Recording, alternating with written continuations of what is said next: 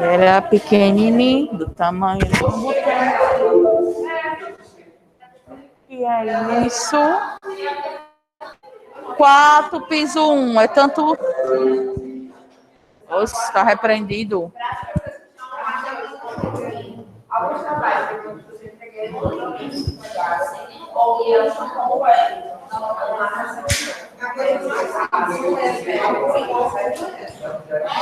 Essa Gabi.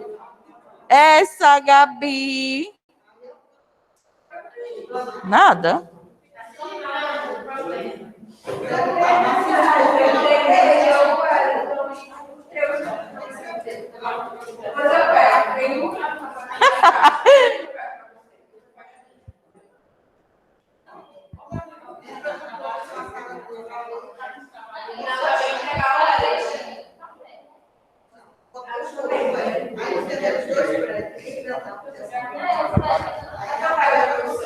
Será que está ok? Está.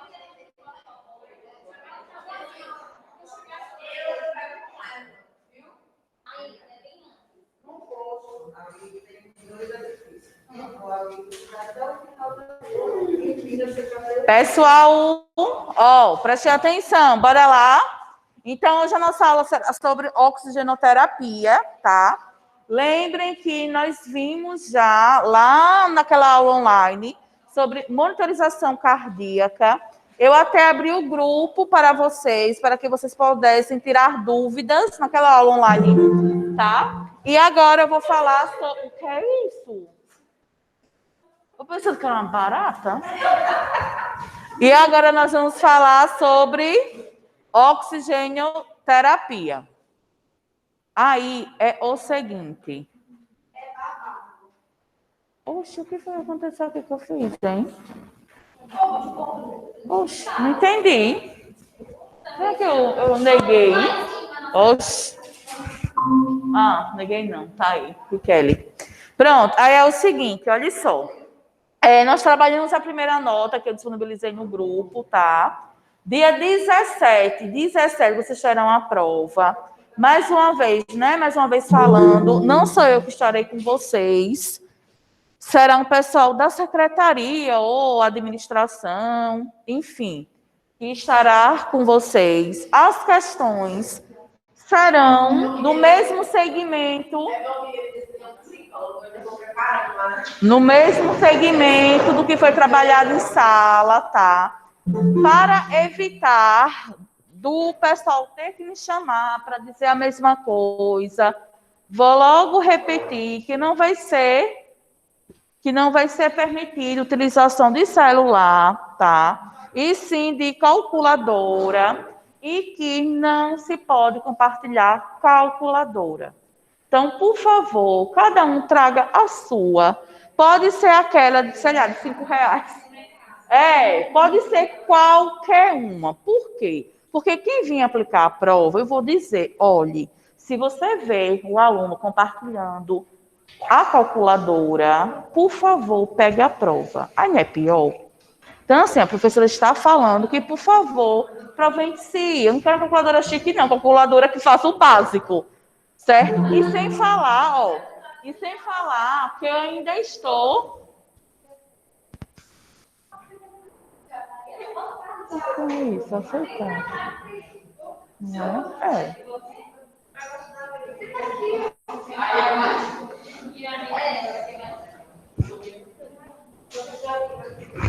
Oh, gente.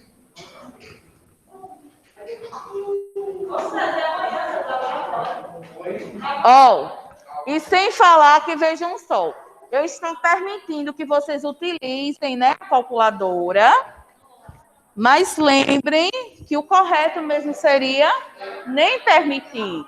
Então, por gentileza, né? Cuidado, traga os materiais de vocês, para a gente evitar isso, tá certo? Por motivo superior, eu não vou estar aqui com vocês, porque eu precisei ir para outra turma. Aí, como seria a prova, coincidiu. Eu disse, então tranquilo. Outra pessoa vai aplicar, certo? Dia 17 vai começar a nossa segunda nota.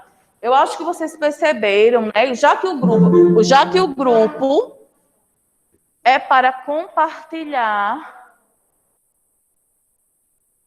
Eu não estou entendendo porque não está conseguindo entrar. Já que o grupo é para compartilhar as informações, algumas pessoas perceberam que a primeira nota de algumas pessoas não foi tão legal assim, né? Então, isso quer dizer que para a segunda nota, se esforce mais um pouquinho. Porque imagine só, ficar de recuperação, aceitar, e por que não está?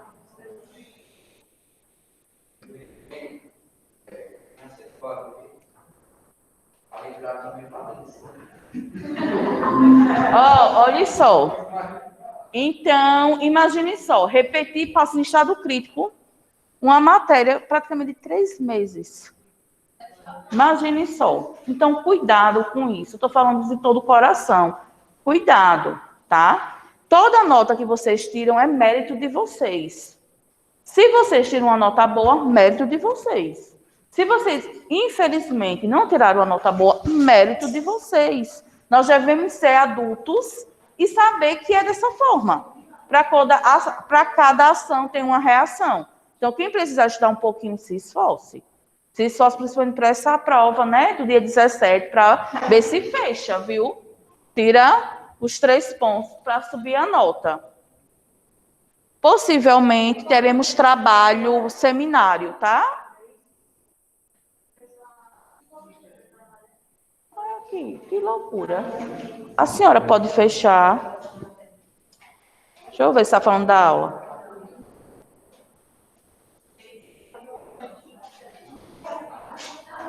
Boa noite. Oi. Pode falar.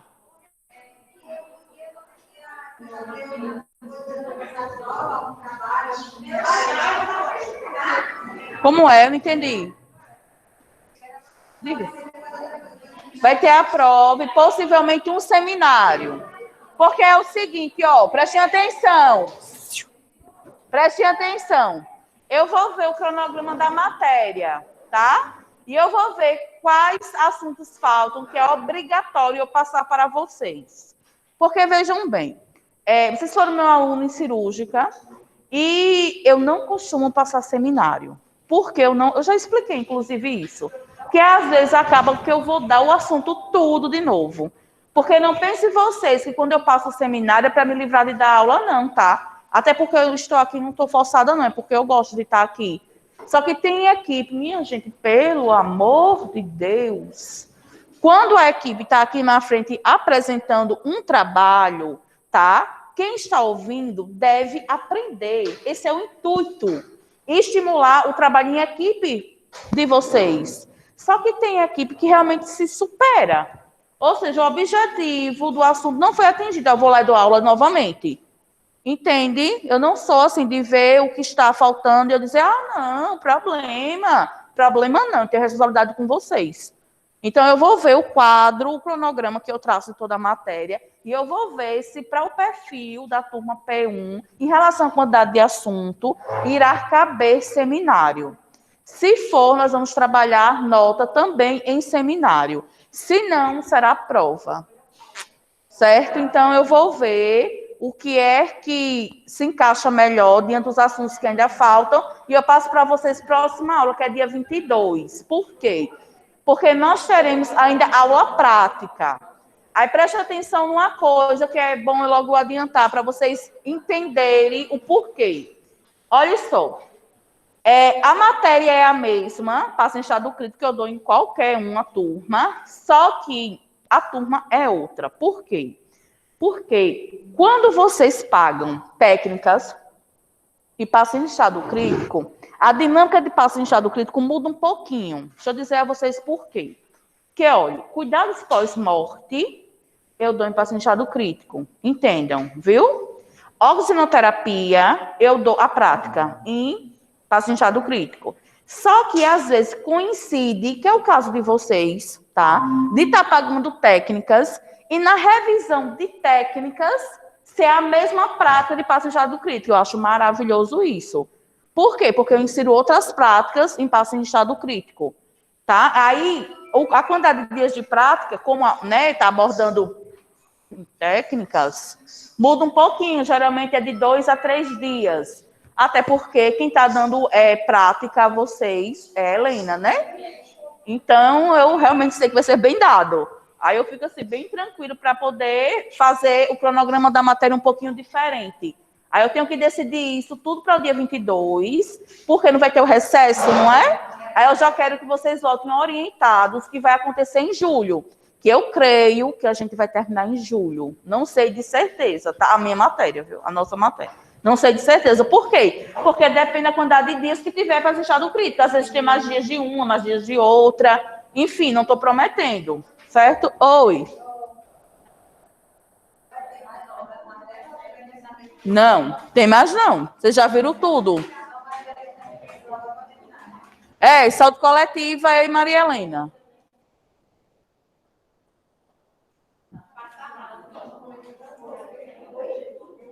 Eita, eu já mandei a matéria, isso daqui, para o grupo. A monitorização hemodinâmica, eu só dei a aula, não mandei a apostila, não foi? Eu vou mandar hoje, viu? Junto com a oxigenoterapia.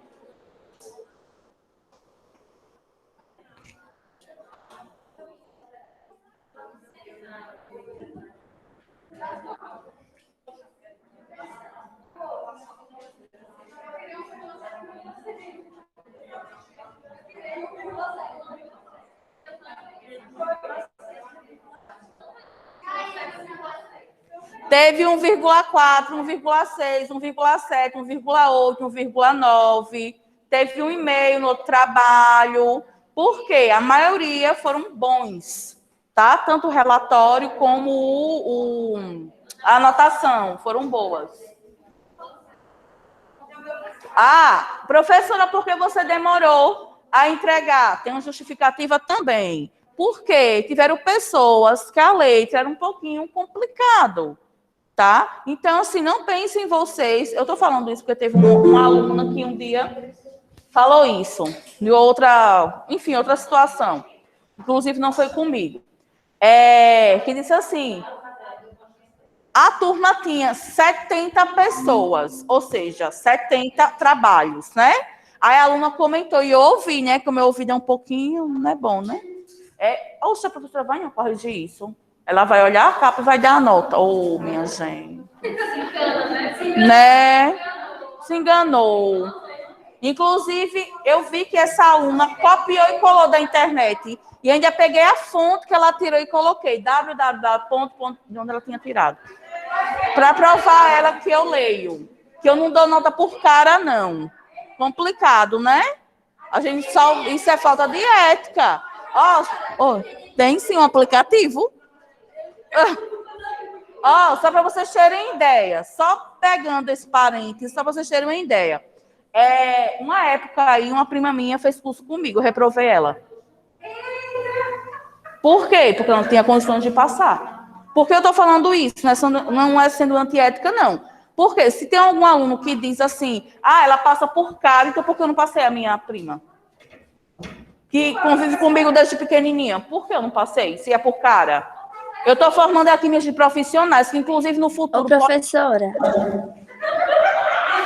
Só um minutinho, viu? Só um minutinho. Que inclusive no futuro pode cuidar de mim, da minha mãe. Então, pelo amor de Deus, né? Foi sim, felizmente. E até hoje a minha tia é comigo. O quê? Não, ali era a presença. O resumo era a presença da aula. Que eu pedi para vocês colocarem. Eu expliquei na turma. Mas tudo é ponto, né? Oi, quem pode falar? Que eu disse só um minutinho. Essa Ciara é? Não, é Eduarda. Pode falar, Eduarda. Ô, professora, assim, né? Eu acho que todo mundo. Eu não confio na internet, não, mas eu acho que a pessoa tem que dar uma olhadinha assim. Sim, não, mas aqui não teve copiou e colou, não, mulher. Eu disse de outra situação. Não foi, minha gente, não foi daqui, não. Viu? Entendeu? Entendi. Não foi não daqui. Não, é porque eu tô falando que, assim, a pessoa que não sabe, né, vai dar uma olhadinha só pra afinar mesmo. Mas tem gente que copia realmente, né? Aí complica, isso é plágio, né? É melhor digitar, né? Digita e só cola e pronto. Pronto, bora lá. Então, ó, vou começar essa apostila hoje. Como eu não dou aula correndo, obviamente não vou terminar hoje, tá? Vou terminar dia 22, certo? É dia 17, dia 22, nossas aulas, não é isso? Pronto. Oi, pode falar. Só o cálculo. Só aqueles cálculos. Se eu não me engano, eu coloquei 20, não foi, Helena? No quadro, 20 questões, não foi? 20 questões. Oi.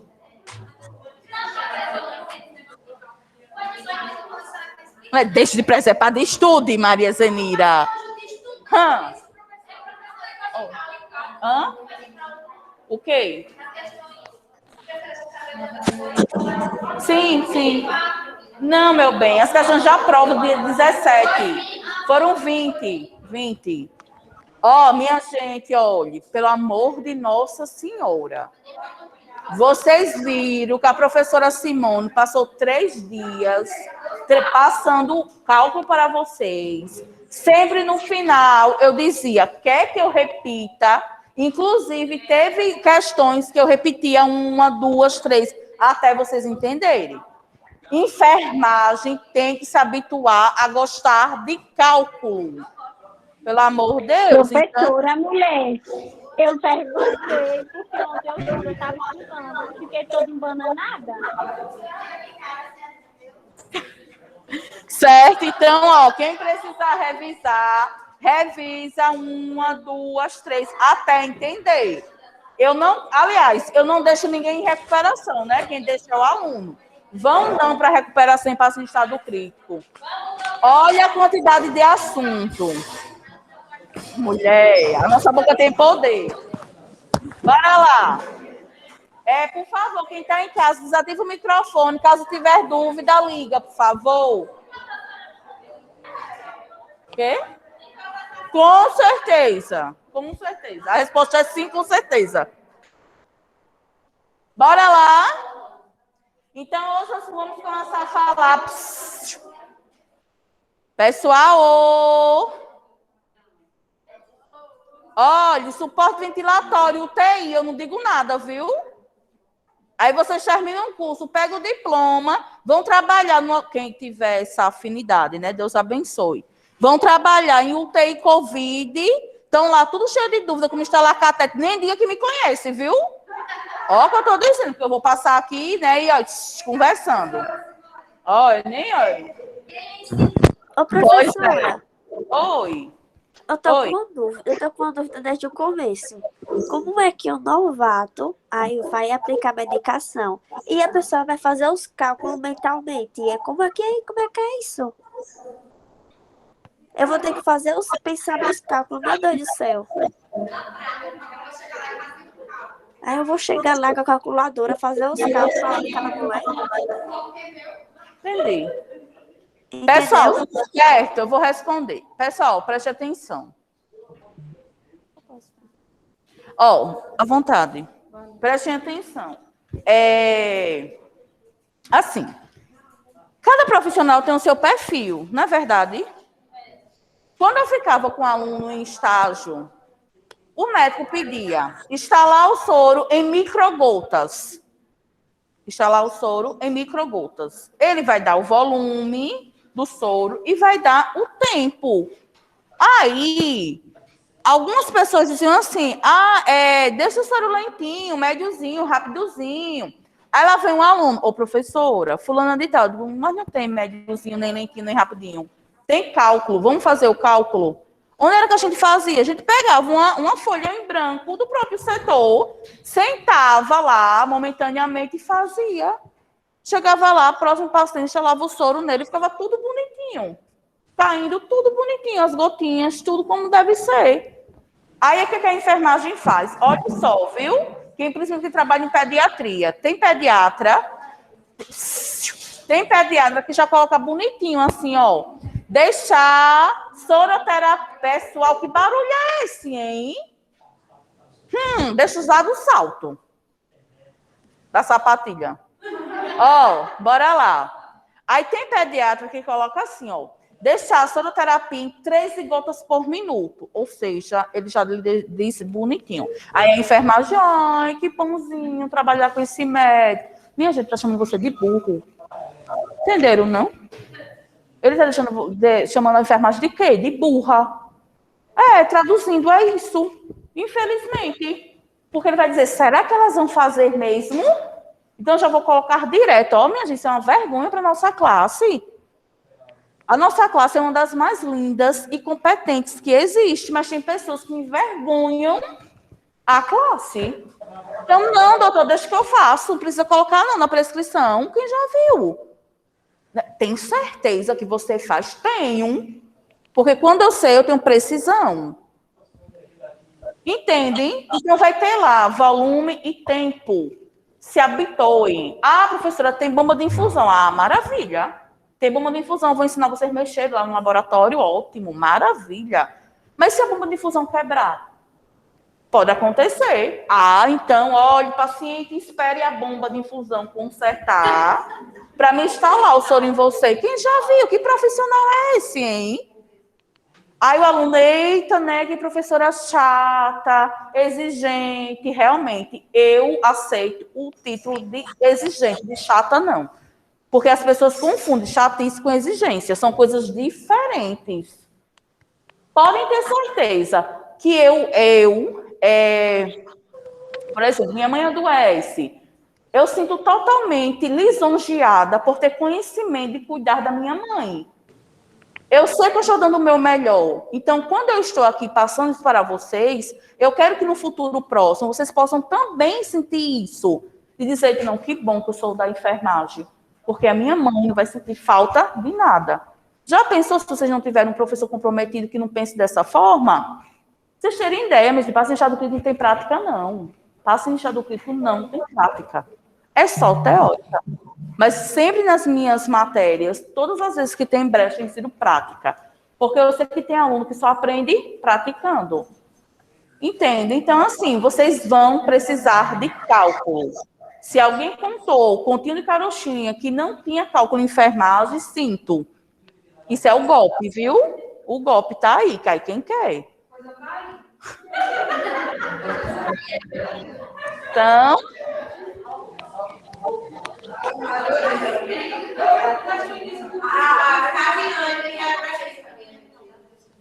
Então, ó, se eu for dizer a vocês, ó, professora, você gosta de matemática? Eu gosto não. Gosto não. Mas você come sempre do que você gosta? Não. A vida é justa? Não. É tanto que quando você nasceu, você chorou, provando lá que a vida não é justa. O cálculo é fácil. E os acabados, você fica na hora de voltar. Mas vai se olhando as fórmulas lá em casa. Lembrar as fórmulas. Olha, deixa eu dizer uma coisa. Cálculo de medicação, eu vou inclusive dizer isso amanhã na aula de vacina, Juscelia. Cálculo de medicação é como vacina. Como é que você aprende? Não tem não, outra coisa. O professor, ele pode passar 20 aulas passando cálculo. Se o aluno não estudar, acabou. Oi? Okay? Ô, Eduarda, por favor, desativa o microfone. Está dando interferência aqui. Eduarda! Esse aqui é o cara do aviador, aí para confirmar que eu paguei cada coisa. Eduarda! Não, Professora.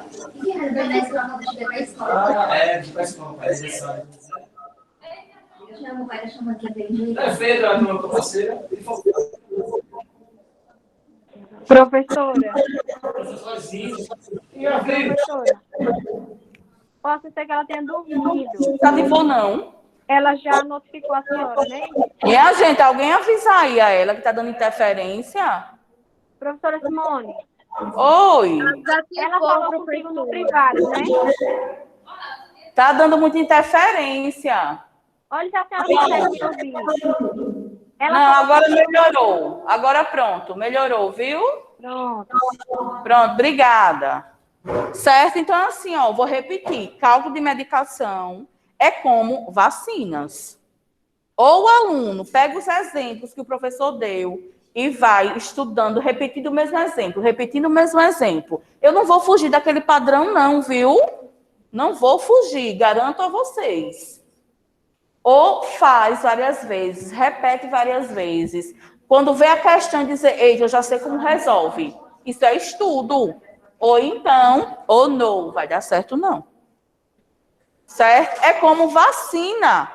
Eu vou dizer isso amanhã. Quando vocês verem vacina em sólido coletiva 1, ficam tudo... É ou não é? Mas depois que você senta, organiza as vacinas, você sabe que não tem nada demais. Mas tem que estudar. O problema da enfermagem, minha gente, para algumas pessoas, tá? Não estou generalizando. O problema da enfermagem é preguiça. É desse jeito, preguiça. Pronto, defini. Preguiça. E tem pessoas que também são muito negativas. Não estou falando com vocês, não. Estou falando no geral, tá? No sentido, vou não aprender. Vou não aprender. Não vou. Pronto. Se você mesmo está afirmando para você que você não consegue, imagina um outro. Então, o mundo pode estar acabando. Olha, vocês sempre vão ver, professor Simone, assim. O mundo pode estar acabando, eu sigo plena. Porque se eu for o primeiro que vou dizer que não vai dar certo. Olha, quando eu ficava em UTI, na UTI, lá, olha, eu chegava hoje, Simone, o paciente vai parar, tá, vamos lá. E eu sabendo realmente que o mundo estava caindo, assim, ó. Mas imagine, o enfermeiro é o líder da equipe. Imagine só. Se eu for, e agora? Aí ele, oxe, como assim? A enfermeira é a primeira descontrolada. Aprendam isso. O perfil da equipe de enfermagem é o perfil do enfermeiro. Se o enfermeiro for descontrolado, não souber navegar, como é? Navegar não. Controlar o barco, ele afunda. Porque vocês tinham como referência quem? O enfermeiro, para dar um suporte. Se ele for o primeiro desorganizado, descontrolado, não, nem o enfermeiro só, quanto mais eu. Eu não vou, não. É ou não é? Você que já trabalhou na área da saúde, não é desse jeito? Então, se vocês chegarem um dia a trabalhar comigo, eu já trabalhei com vários ex-alunos, vocês vão ver que eu...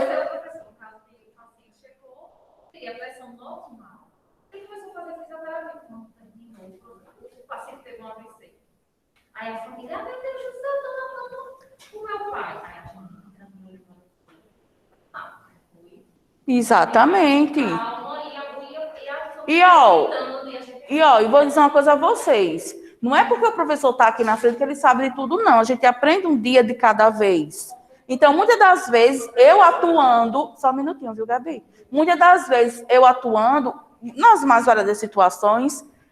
Simone, quero dizer, professora, Simone está começando exercício. Para aí, deixa eu raciocinar. Deixa eu respirar um pouquinho, para a gente ver o que vai fazer, porque tudo no alvoroço. Se você não consegue administrar, por exemplo, você não consegue administrar nem a sua casa, nas situações do dia a dia, você consegue. Qual é a sua postura diante do problema lá do teu trabalho? Acontece, inclusive, aqui na escola, tem situação que o aluno, assim, ele tira de nível, olha que eu sou, assim, bastante centrado.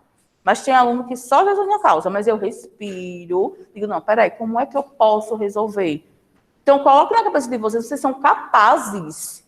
Agora, tem aquela velha frasezinha, Deus diz, faz, que eu te ajudarei. Tem gente que está com fome, aí tem bem ali um trabalho, para você poder se alimentar. Aí ele abre a boca e diz, oh meu Deus, mande comida, Deus, oh meu filho, levanta a bunda para trabalhar, olha ali o trabalho bem na tua frente.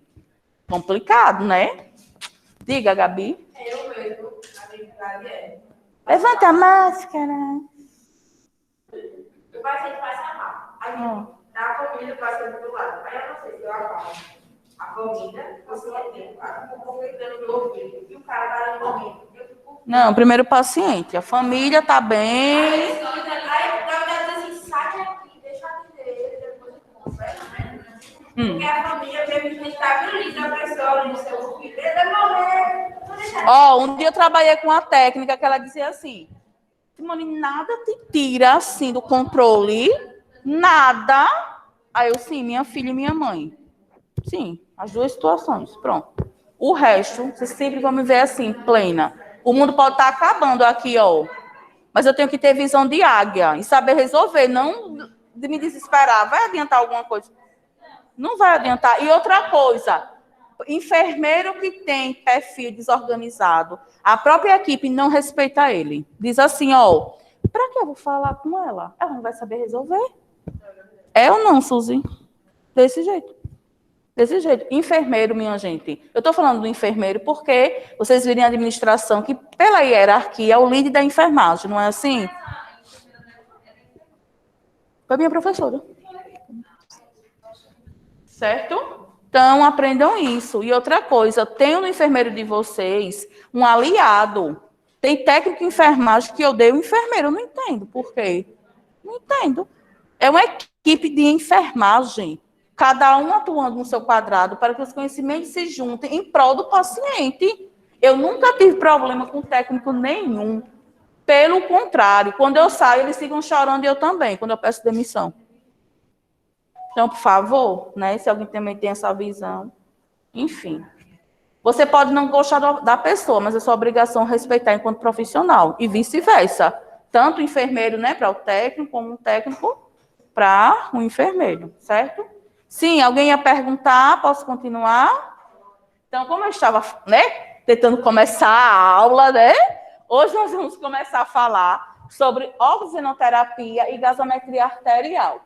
Oxigenoterapia nada mais é do que ofertar, diante de situações específicas, ao paciente oxigênio, para que ele possa restabelecer o seu quadro respiratório.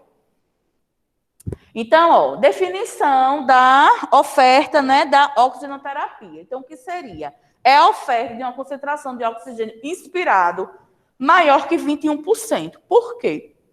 Por quê? Aqui, ó, nesse momento, fisiologicamente falando, respirando em ar ambiente, nós respiramos 21% de oxigênio. Tem algumas pessoas que pensam erroneamente que nós respiramos 100% de oxigênio. Não. Não, aí é oxigenoterapia. Eu estou falando de ar ambiente, né? Máscara. Ah, mulher, eu pensei que era máscara inalatória que ela estava falando. Aí, ó. Então, fisiologicamente, nós respiramos 21% de oxigênio, 78% de outro gás muito importante, que é o nitrogênio, para que possa manter o equilíbrio ácido básico do nosso corpo em relação à respiração, e 1% dos outros gases. Esses outros gases, junto com a nossa alimentação, como o gás metano, é um exemplo, é que dá o cheiro característico do nosso pum, dos flatos. Tá? É o gás metano. Junto com alguns alimentos que causam fermentação. Exemplo, repolho, peixe, ovo, feijão. Então, O2... Oi? O O2, na tabela periódica, é representado, né, pela O2, literalmente. Oi? Ah, eu não ouvi, não. Vá, escreva, não ouvi não você falando. Escreva. Escreva, menino. Eu não ouvi não você falando.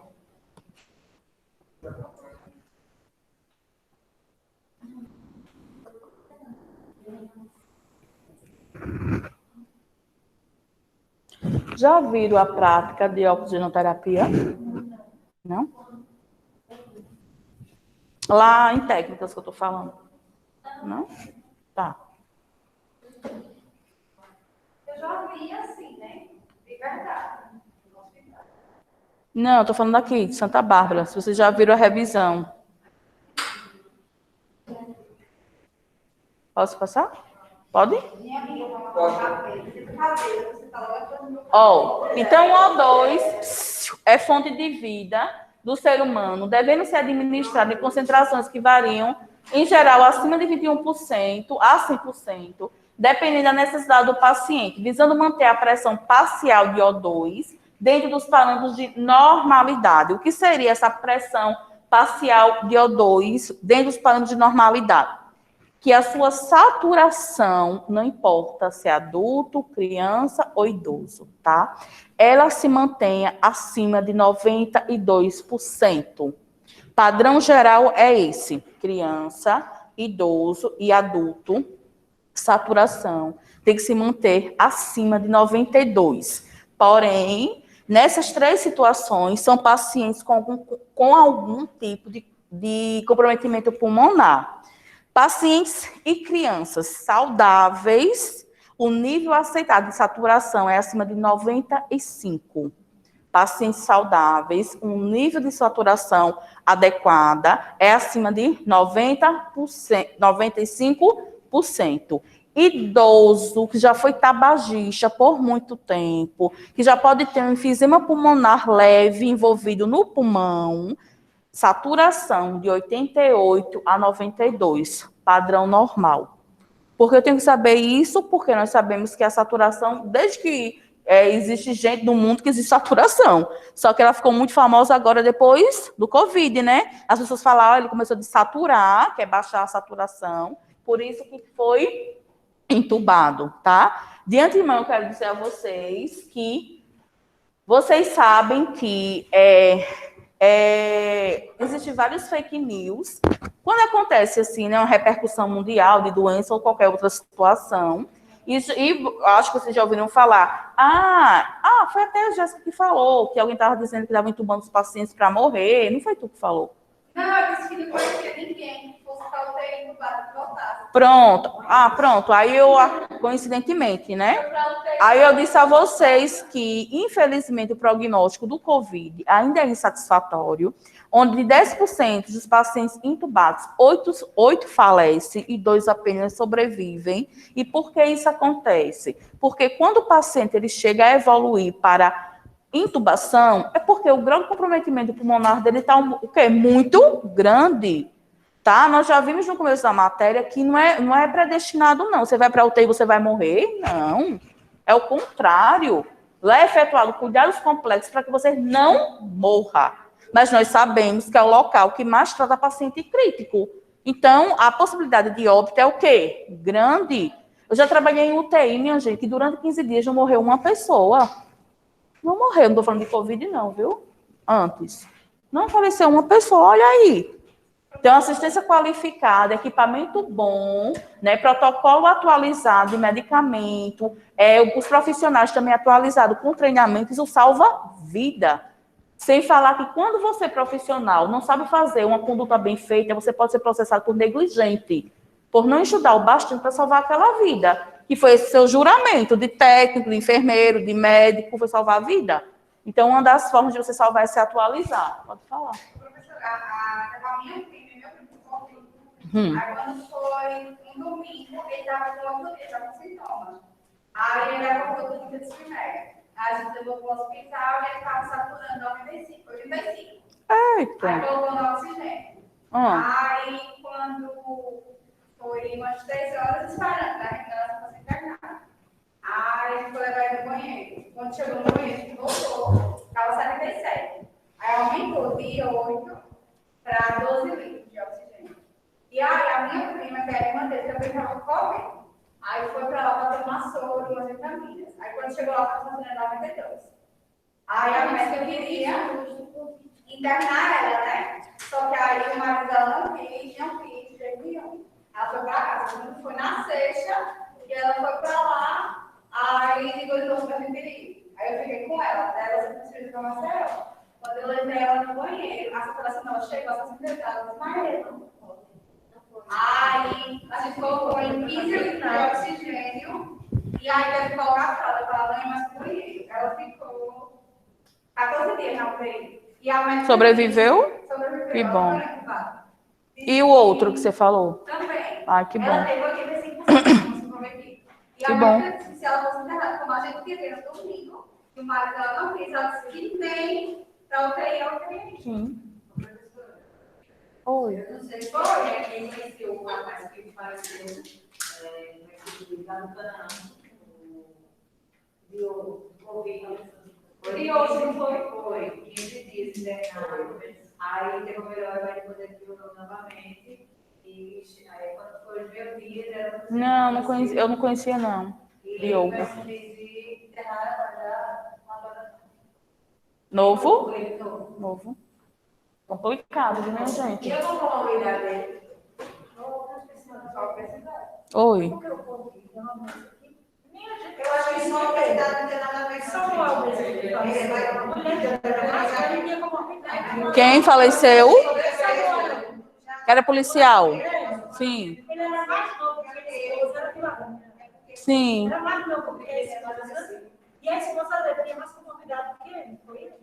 É porque ainda não se sabe a forma que o vírus se comporta em alguns organismos.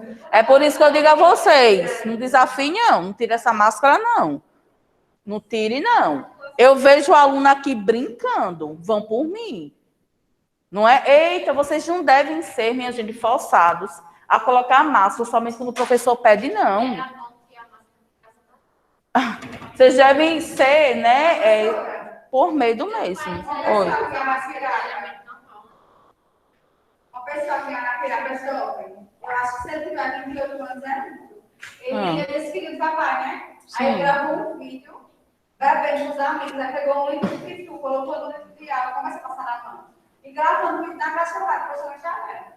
Tá ele, a mãe e a avó no vídeo. Olha, tá vendo? Complicado, né, gente?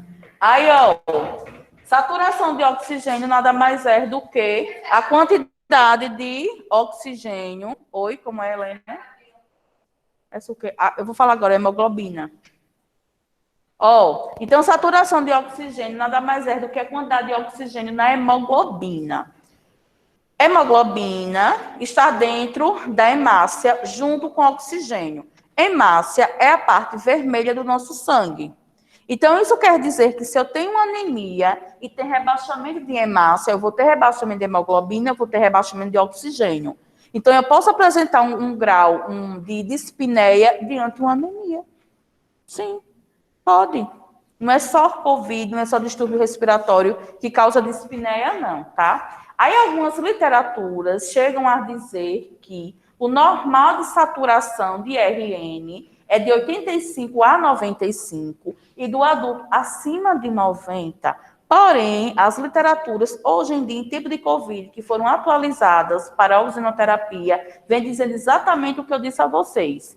Idoso com comprometimento pulmonar de 88 a 92%, tá? Adulto e criança, de preferência acima de 95%.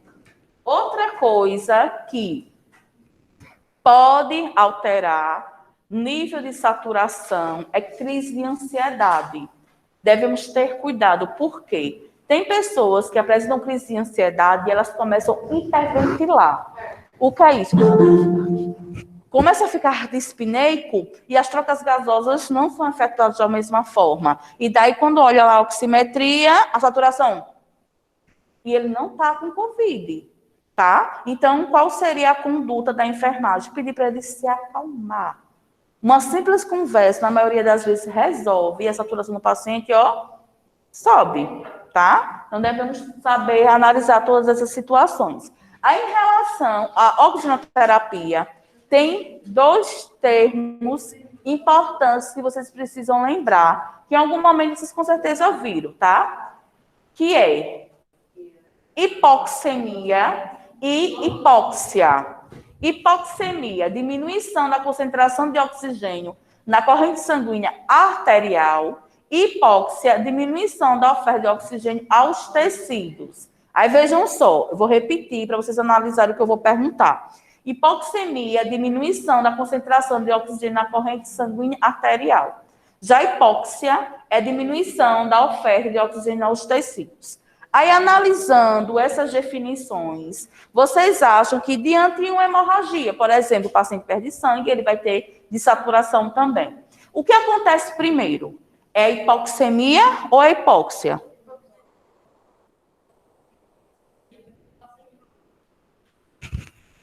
E aí?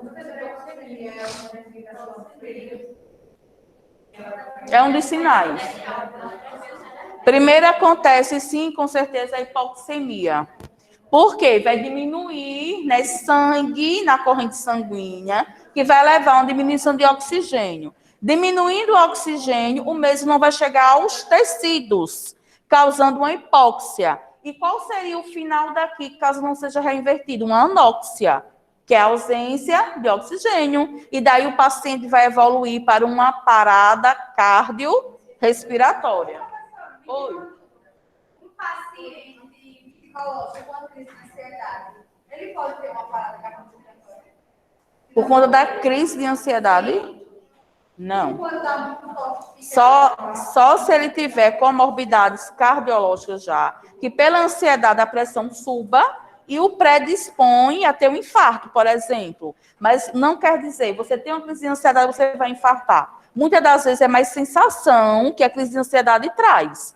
Porque quem é ansioso sabe que às vezes fica com falta de ar, o braço esquerdo começa a formigar, adormecer. Tem pacientes que sentem dor característica de infarto, que é dor precordial, que é a dor, né, mediana no tórax, entendeu? Você não consegue respirar, você fica tentando respirar, você tem hiperventila. Na hora você... Aí o coração logo. Agora eu vou dizer uma coisa a vocês. Conviver com algum tipo de distúrbio psicológico não é fácil, nunca vai ser, tá? Mas tem pessoas que não conseguem sair do quadro, estou falando de algumas pessoas, cada caso é um caso, né? Não conseguem sair de quadro ansioso, porque muitas das vezes elas não sabem conviver com ansiedade. Ansiedade tem que saber conviver. Como? Não dar atenção para os gatilhos. No sentido de, você apresentou um gatilho, você sabe que você vai começar mal. Mude o pensamento. Vai lavar prato, vai lavar panela. Mude o pensamento. Porque senão é pior. É pior. Ô, professora. Oi. Professora mulher, eu faço tudo isso. Eu mudo o pensamento. Eu lavo o prato, eu faço tudo. Agora o pensamento tá ali. A mesma coisa, parece que não sai nada. Eu mesmo não sei mais o que eu faço. É mais fácil falar. Pois é. É mais fácil você falar assim, muda o pensamento, então tem que ser outra coisa. Se você realmente conseguir fazer. Não, eu sei, eu estou dizendo que não é fácil, nunca vai ser. Não. Minha gente, preste atenção. E a professora não disse isso, não. Eu só disse assim, que tem pessoas, algumas pessoas, que alimentam, todas as que têm gatilho, fica assim, elas já passam mal por pensar que vai ter uma crise de ansiedade. E isso piora. Não é fácil, não, conviver com ansiedade, não é. Aí, o que foi que eu falei? Tentem desviar o foco. Tentem não ficar pensando que vai passar mal. Porque o que a minha mente consente, o meu corpo padece. É isso, mas eu não estou falando que é fácil, não. Não é mesmo, né? É isso, você fica mais ansioso ainda. Exatamente. Oi.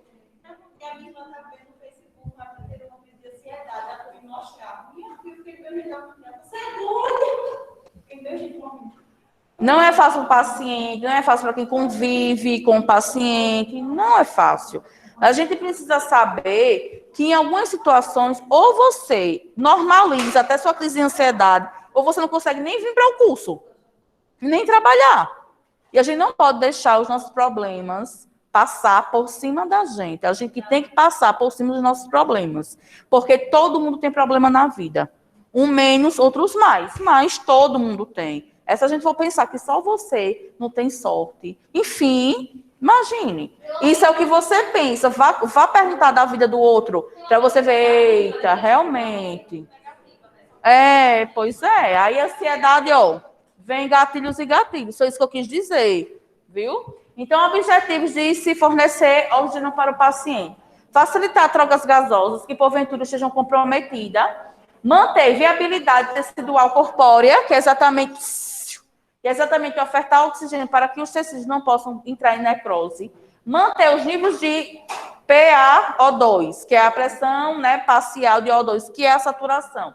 Prevenindo os efeitos de hipóxia e hiperóxia. Olha, sempre se fala de hipóxia, de hipoxemia, de anóxia, e poucas vezes se fala de hiperóxia. O que é isso? Ofertar uma quantidade de oxigênio a mais do que o paciente está necessitando. Por exemplo, como é que eu estou saturando 98%, que é a normalidade, e me coloco no catéter nasal? Para quê?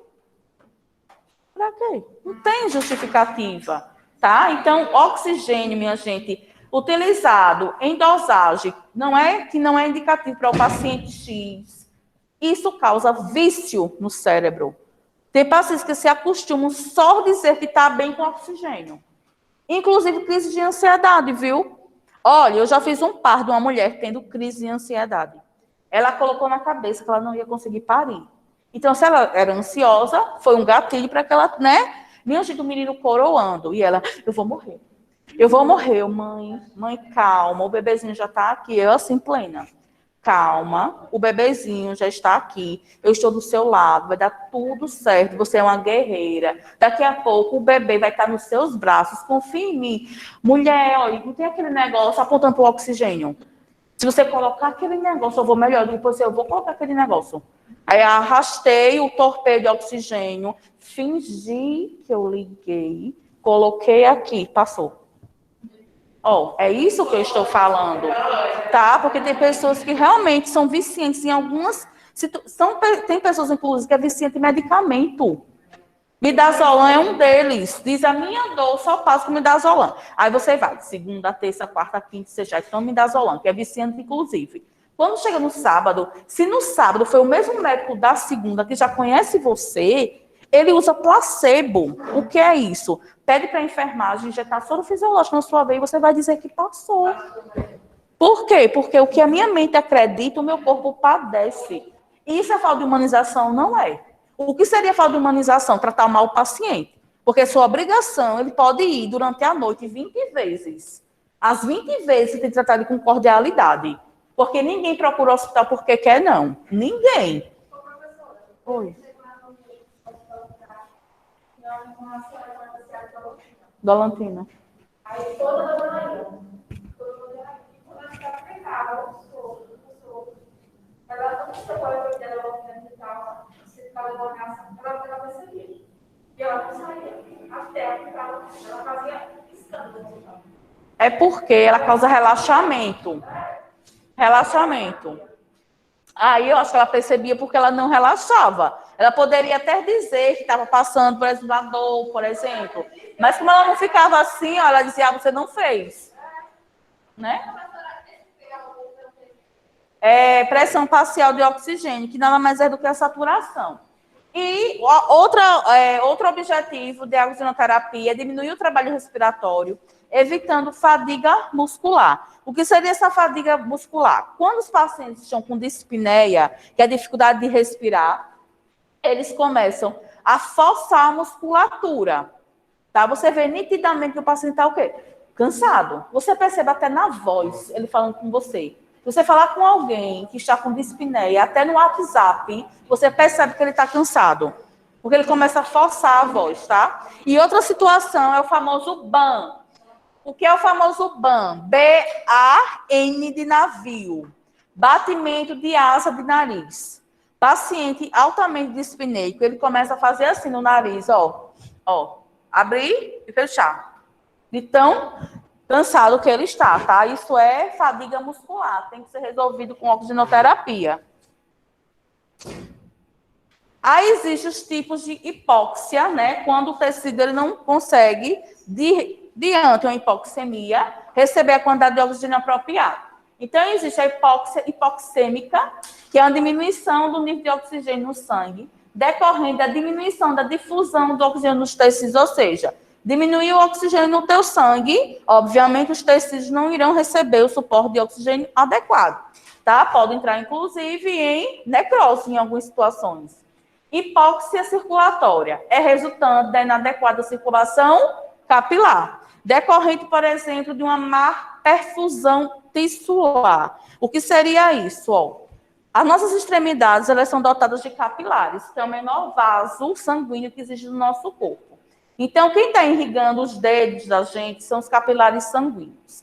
Se você não está com uma boa oxigenação, o que vai acontecer? A sua perfusão tissular, ela fica prejudicada. O que é isso? A capacidade que o capilar tem de se encher de sangue após pressão. Deixa eu mostrar aqui.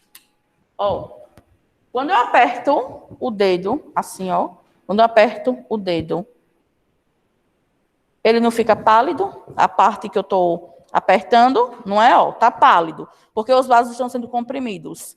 Ó, quando eu solto, o sangue volta rápido. Rápido. Ó, né? Ó, apertei, soltou, ó, o sangue volta. Isso é perfusão tissular. Ou seja, o sangue que está bombeado do meu coração, ele consegue tranquilamente chegar nas minhas extremidades. Paciente que tem algum grau de hipoxemia, você aperta aqui, ó, e o sangue vai voltando lentamente. Nós falamos que o enchimento capilar dele é comprometido. Nós aceitamos que isto daqui encha novamente, ficando vermelhinho de novo, em até 2 segundos. Se passar de 2 segundos, com certeza o médico vai pedir ou a tomografia de tórax, ou a ressonância, para saber o que é que está acontecendo no pulmão do paciente, que não está acontecendo enchimento capilar, tá? Inclusive, tem pessoas que, diante de uma crise de asma, por exemplo, podem observar que alguns apresentam cianose de extremidade, superior e inferior, porque a perfusão fica alterada. Oi? Sim, por ausência de oxigênio. É perda de sensibilidade. Mas aí é frio. Descanse, é frio isso. É frio. Pacientes muito branquinhos, pessoas muito branquinhas, no frio, mas você pode se encaixar também. No frio, as extremidades começam a fazer vasoconstricção, mecanismo de defesa, para concentração maior no corpo. É sim, tem pessoas que, para você, como é mesmo calor, é? Ah, não, que era no frio que você estava falando. Ah, mulher, sim, cianose não, mas gelado sim. Tem pessoas, inclusive, que têm distúrbio de suar em excessivo, e acontece isso. Sim, diga alguém. Também, pode comprometimento, também. Eu fui fazer exame aí ela falou aqui. É para quê? Para ver o tempo de sangramento. Geralmente, normalmente, se sangra até 3 minutos, de 3 a 5. Se você passa mais 5 minutos sangrando, você pode ter distúrbio de coagulação. É por isso que for aqui. É aqui é menos doloroso. É. Aí ela pegou um reloginho, ficou cronometrando.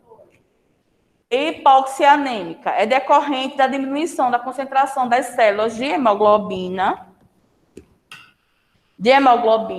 responsável pelo transporte de oxigênio. Hipóxia anêmica acontece diante de um quadro de anemia, como eu disse a vocês.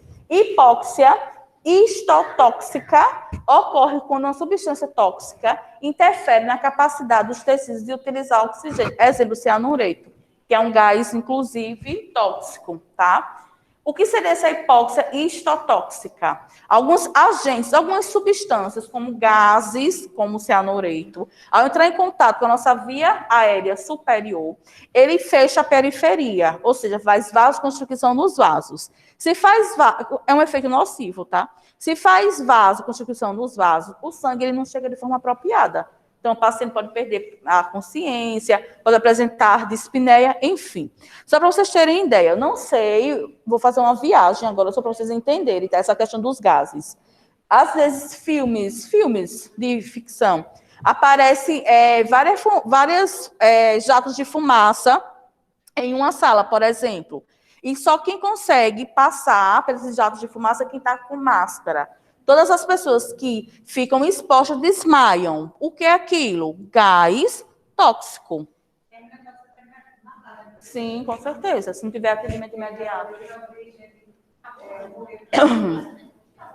Então, para que você respire tranquilamente, do que depende? Primeiro, que as suas vias aéreas estejam permeáveis, ou seja, abertas.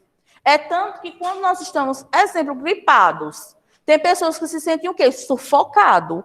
Por quê? Não está conseguindo, como tem uma obstrução nasal aqui, ó, não está conseguindo fazer a troca gasosa adequada. Sistema nervoso central íntegro, é tanto que pacientes com TCE, trauma crânioencefálico, ele pode ter comprometimento respiratório. Principalmente se onde foi lá o trauma atingiu o centro da nossa respiração, no cérebro, que é o bulbo. Então, pode ter um descontrole respiratório também. Bomba cardíaca normal, e eu acho que vocês lembram que existe a grande circulação e a pequena circulação, né? Grande circulação, coração, órgãos, pulmão. Pequena circulação, pulmão, coração. Então, isso quer dizer que, se o coração ele não estiver bombeando sangue de forma adequada, quem vai se prejudicar para fazer a troca gasosa? O pulmão. Porque não vai chegar sangue suficiente no pulmão, não vai chegar também mecanismo de troca respiratória adequada, e daí nós falamos que quem é cardiopata tem uma forte tendência a ser pneumopata, ou seja, tem problema de pulmão. E quem tem problema de pulmão tem uma forte tendência a ser cardiopata, exatamente por isso, porque são dois órgãos que trabalham juntos, tá? Pulmão funcionante, então, seu pulmão ele precisa estar com 100% da função preservada, certo? Caixa torácica e diafragma íntegros, se você leva um trauma no tórax, que teve lá afundamento de tórax e uma costela, infelizmente, perfurou seu pulmão, a troca gasosa vai ser a mesma? Não vai. Pode se instalar no pulmão o que nós vimos lá em cirúrgica, que é o pneumotórax. Tá? O fechado e aberto, acúmulo de secreção ou de ar no pulmão. E precisa se fazer a toracotomia para retirar o sangue ou o ar. O volume circular. Uma amiga minha, ela fazia nada em Palmeiras. Anda de moto. Aí a gente ela segurou o pulmão dela. Aí ela teve que ela morreu. Eita, coitada. Porque o médico disse que os pulmões dela teve hemorragia, água, um negócio assim. Teve derrame pleural, ela. Acúmulo de líquido no espaço. A menina viu o negócio que curou. O negócio que ela Peraí, viu? Deixa eu falar. pulmão dela. Fez o quê? O carro, no acidente, bateu Sim. em cima dela. Daí, uma das coisas do carro furou o pulmão dela. Ela pegou na hora que ela também quebrou o pescoço. Mas não era pra Coitada. a- Diga, meu bem. Diga a sua pergunta. Mulher, o que é que causa alguma coisa no pulmão, que você disse? O que é que causa alguma coisa no pulmão? Eu espera aí. Derrame pleural? O que é que causa? Acúmulo de líquido entre as pleuras, que é a película de revestimento do pulmão. Se começa a acumular líquido lá, ó, o pulmão ele fica achatadozinho e não consegue fazer a troca gasosa. Aí parte do pulmão pode chegar a entrar, inclusive, em necrose. Aí, para isso, se faz a chamada toracocintese. Toracocintese. Não sei o que foi que aconteceu aí, que é para tirar esse líquido do pulmão. Toracocintese. Vou falar. Oi. Por exemplo, impactos que causam hemorragia no tórax. Pode ter vazamento, né, para as camadas das pleuras e acontecer acúmulo. Ou então, uma pneumonia mal curada, Covid mal curada, tuberculose, acúmulo de secreção. Pode sim causar derrame pleural. Também, uma cirurgia complicada, pode evoluir para derrame pleural.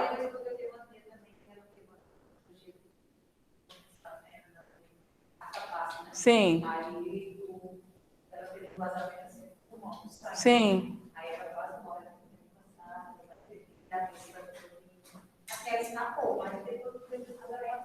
Entendi. Oi, Helena, diga. Pequena circulação é pulmão, coração. Grande circulação, coração, órgãos, pulmão.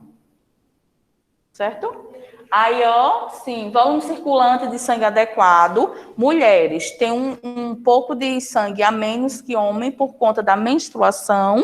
Então, varia aí de 5 litros a 5 litros e meio. E homens podem chegar até 7 litros de sangue, tá? Hemoglobina normal se você não tem anemia. E microcirculação aberta. O que seria essa microcirculação aberta? É exatamente a perfusão circular. A possibilidade que o seu sangue tem de dar a volta, sair do teu coração, ir lá para o pezinho e dar a volta e voltar para o pulmão, que é o ciclo cardíaco. Coração, órgãos, pulmão. Coração, órgãos, pulmão. Grande circulação, pequena, pulmão, coração. Então, a título de conhecimento, é bom vocês saberem que no plasma sanguíneo, que é a parte líquida do nosso sangue, em 100 ml de plasma, contém apenas 0,3 ml de oxigênio, provando que a quantidade maior de porcentagem no nosso sangue é exatamente dentro da nossa hemoglobina. Então, na hemoglobina, existem 20 em 100 ml de plasma, né, da hemoglobina, existe 20 ml de oxigênio.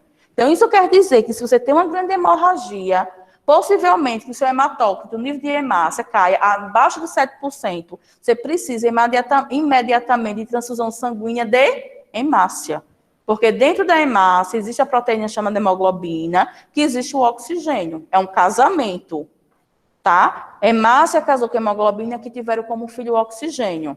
Hemácia casou com hemoglobina, que tiveram como filho o oxigênio. Para lembrar, onde fica o oxigênio dentro do nosso sangue, dentro das hemácias, especificamente colado na hemoglobina. Deu para entender? Então, a fisiologia do sistema respiratório é dessa forma que está representada as imagens.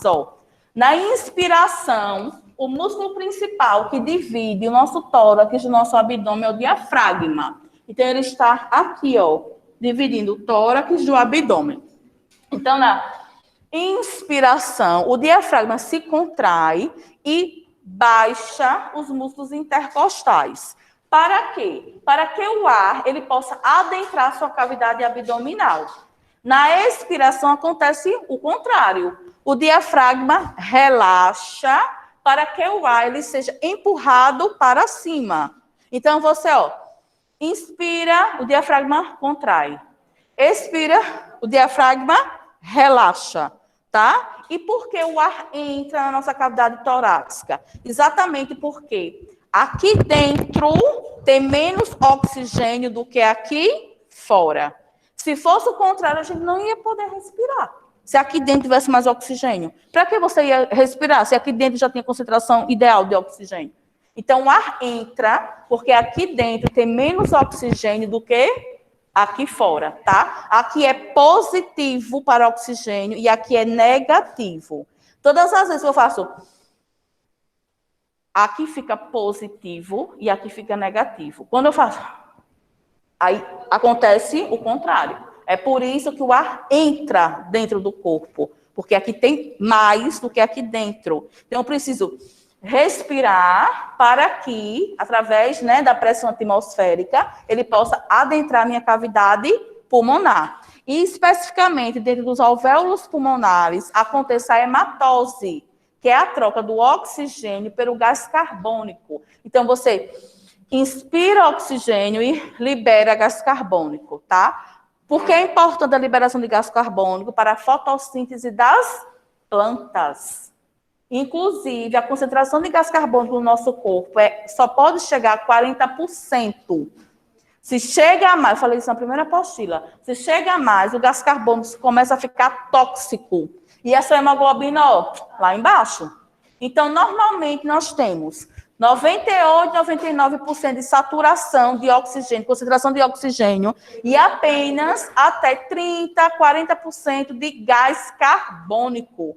Se acontece, você ficar com 70% de gás carbônico no teu corpo e o oxigênio desce, você está tendo um desequilíbrio respiratório. Isso pode ser, inclusive, indicação de oxigenoterapia. E, teoricamente, você não vai estar cansado. Tá? Desequilíbrio por doenças pulmonares. O Covid é um deles. Oi. O quê? É troca de oxigênio por gás carbônico. Então, diante de toda essa introdução sobre oxigênio, a importância do oxigênio, o que seria insuficiência respiratória?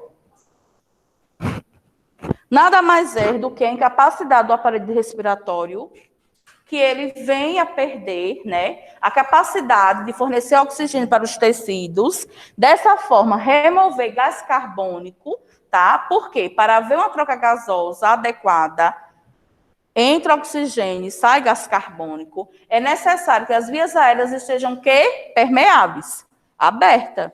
Porque o centro de vida do nosso corpo, o nosso funcionamento é oxigênio. No nosso corpo, tudo se baseia por meio de oxigênio. Se não tem oxigênio, entra em necrose. Sem falar que a respira errado, né? Como assim? Tipo, a gente não respira, do jeito que a gente queria respirar. A gente respira de forma errada, você está coisa mais fácil, por conta da respiração errada. Mas, não estou entendendo. Mas qual seria a forma correta?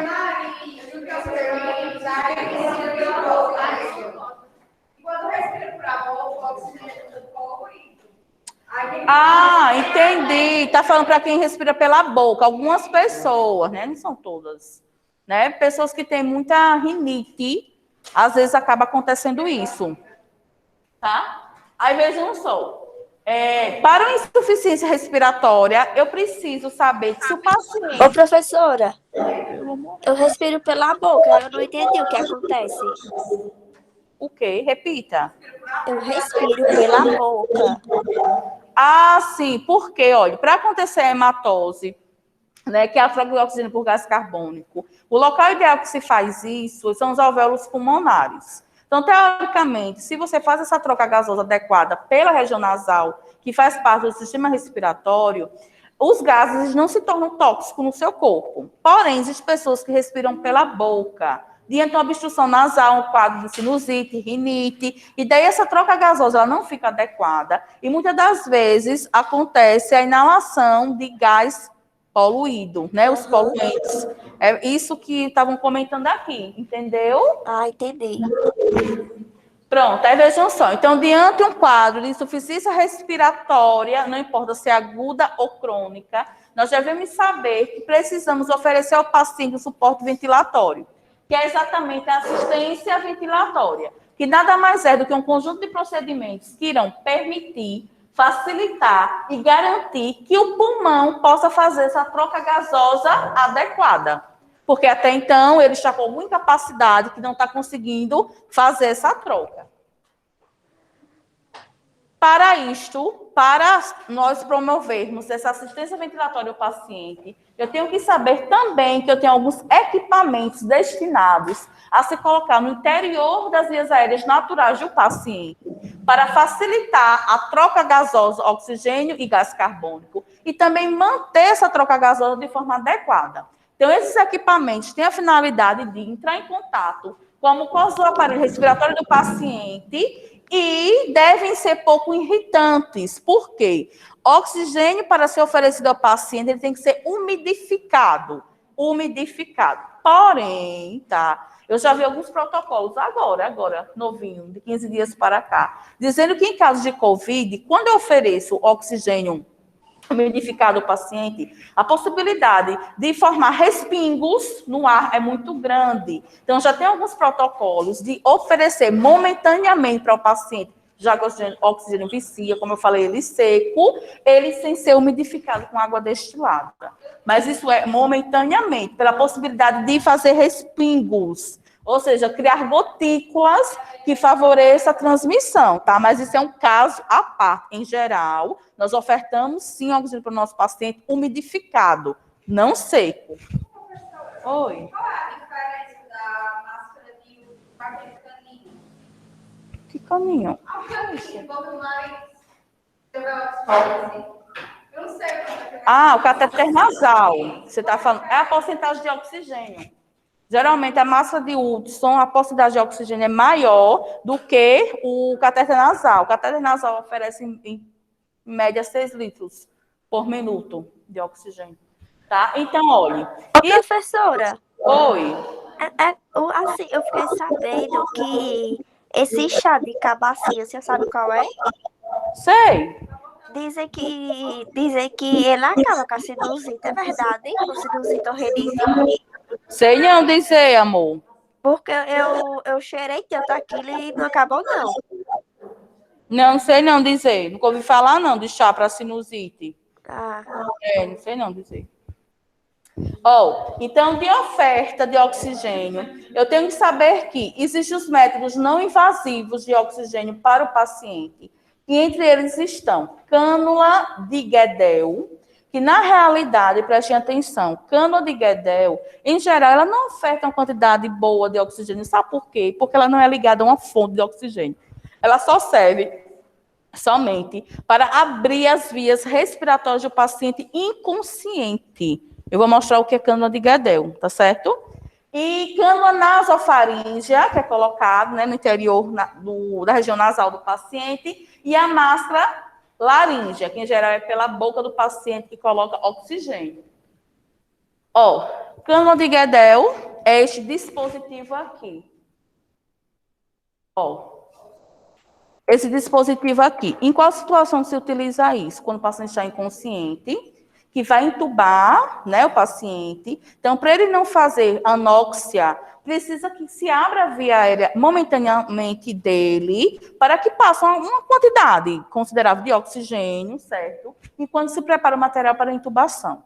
Isso não é via aérea definitiva. Oi? É o médico ou o fisioterapeuta ou o enfermeiro. Ó, isso não é via aérea definitiva de oxigênio, isso é momentaneamente, certo? Não é, certo? Isso. Olha, inclusive, deixa eu dizer uma coisa a vocês. Intubação não é via aérea definitiva de oxigênio, não é. É momentaneamente. Nós não queremos que o nosso paciente fique no tubo, não queremos. No máximo, o paciente tem que ficar entubado até 21 dias. Com 21 dias, se retira o tubo e se faz uma traqueostomia. Traqueostomia, via definitiva de oxigênio. Deu para entender? Como é que o oxigênio entra? Por aqui. Tem que ficar aberto ou coloca algum... Sim, fica aberto aqui, ó. Ok, fica aberto. Inclusive, pelo amor de Nossa Senhora, paciente com traqueostomia.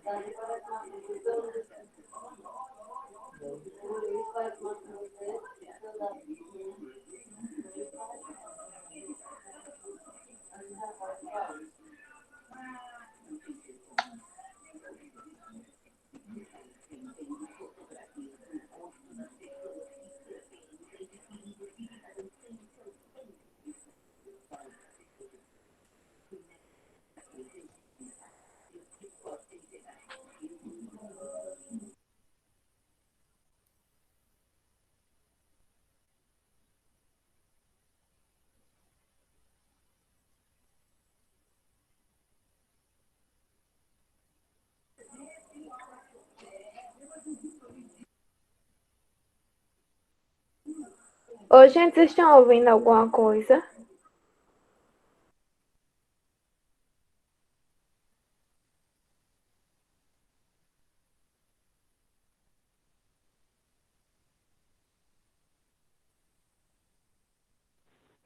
No, no, no.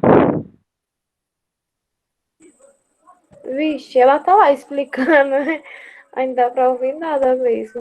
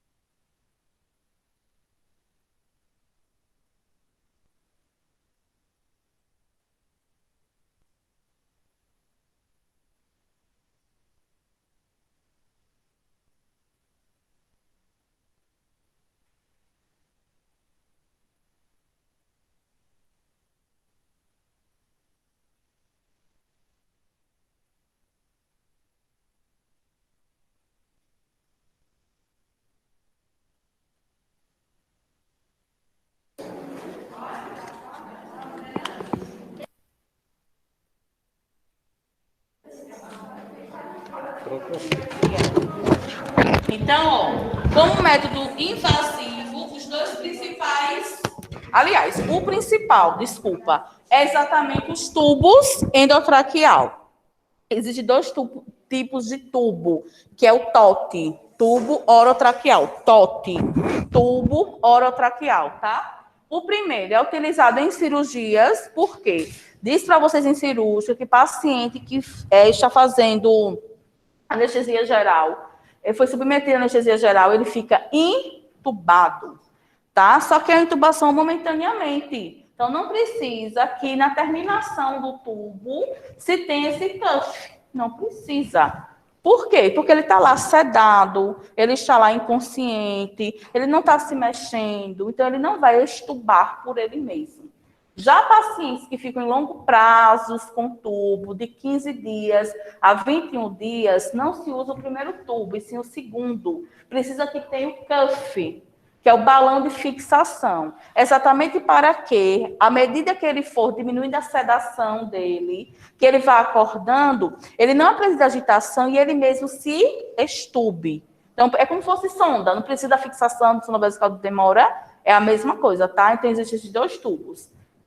Não cuff e com cuff. Existe também esse tubozinho aqui, tá? Em pequenininho, certo? Que é de uso de neonato e pediatria até 1 ano. Também não tem balão. Por quê? Porque o balão em crianças pequenas pode fazer com que o balão se cole na traqueia da criança. E como a traqueia é formada de cartilagem, pode acontecer necrose. Tá? Porque imagine, de um adulto, a traqueia já é muito maleável, e de uma criança que acabou de nascer. Então, em geral, o tubo que é utilizado é sem um cuff, por este motivo, tá? Ó, outro método considerado invasivo, que inclusive é definitivo, como eu falei, é exatamente os tubos, ou também chamado de traqueóstomo, que é para se fazer a famosa traqueostomia. Existe o traqueóstomo descartável, que em geral é de poliuterano, de plástico, que é este daqui, que tem um balãozinho de fixação, onde o balão piloto, este daqui. Imagina, não dá pra ver, não. Ó, aqui tem outro balãozinho, tá? Eu acho que dá para ver aqui, ó. Só a sombrinha, certo? Esse é o cuff de traqueóstomo, e esse daqui é o balão piloto. Da mesma forma... Aqui, ó. Isso quer dizer o seguinte, se aqui estiver cheinho, aqui dentro também está. Então, está fixado corretamente. Qual é o cuidado que a enfermagem deve ter para este tubo em específico? Paciente de UTI, de 2 em 2 horas, devemos desinsuflar esse balão, por meio do balão piloto. Por quê? Porque tem pacientes também que têm uma facilidade desse balão colar na traqueia e fazer necrose, tá? Fechado. Não. Cheinho. É. Aí existe, olha, a limpeza da cânula de traqueostomia. Tudo isso eu mostro em vídeo. Olha, essa canulazinha, essa daqui, só aspiração, tá? Que inclusive é de alçada do enfermeiro. Só aspiração. Por quê? Porque ela é composta somente de componentes internos que estão fixos pelo aquele balãozinho que eu mostrei internamente no paciente. Essa daqui, que é a metálica ou definitiva, ela é composta por uma parte interna e externa. Essa parte externa, ela sai. Se ela sai, nós fazemos a limpeza da retirada da secreção que o paciente porventura esteja. Como é que nós fazemos? Tem escovinho específico, que parece com escovinho de limpar bico de mamadeira, tá? Mas, em geral, não tem isso no hospital. Então, o que é que nós fazemos como adaptação? Nós podemos pegar o êmbolo da ceninha do ml, não é fininho, não é? Pegamos uma gaze, colocamos soro fisiológico e passamos por dentro da cânula. E tem que sair limpinho. Nada de secreção. E isso por quê? Porque se ficar secreção, a única forma que o bichinho está tendo de respirar é a traqueostomia. Se tem secreção, ele vai descompensar. Certo? Então, devemos limpar de forma apropriada. Coloca uma gazezinha, que essa gaze saia do outro lado e, de preferência, já saia limpinha. Quantas vezes for necessário? 1, 2, 3, 4, 5. Isso é rápido. Lembre que a única forma que o paciente tem de respirar é por aqui. Se você ficar lá, ó, Limpando assim, o que o paciente vai fazer? Desatura. É tanto que tem situações que um vai limpar a cana de traqueostomia e o outro fica ambuzando na traqueostomia. Se ele tiver hipersecretivo, sim, sempre. Ok, até aqui. Sim. Querem perguntar alguma coisa? Que eu volto os slides. Sim, explica melhor. Inclusive, eu faço prática disso também. Sim, querem ou tá tranquilo? Tá? Todo mundo assinou a frequência? Então, tchauzinho. Pessoal de casa, eu vou ver quem tá online para mandar o nome, tá? Oi? Obrigada. Como é, Helena?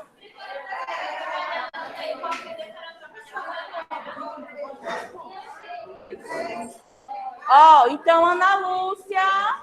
Desculpa. Ana Lúcia. Oi. Presente. Jaciara. Jaciara. Riquele.